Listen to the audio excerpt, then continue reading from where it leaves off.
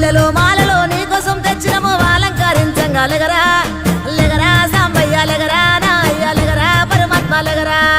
మా తల్లి పార్వతి వచ్చి ఉన్నది నాట్యమాడంగా లెగరా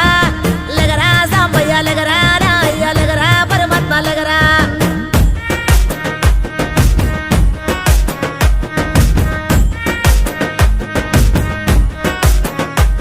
నీ భాష ఏందయ్యా నీ ఆశ ఏందయ్యా మా గోస నీకు సమజయేది ఎట్టా శివయ్యా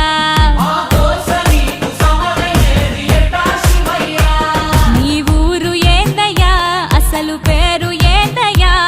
ఏ ఊరుకెళ్ళిన కండ్ల ముందు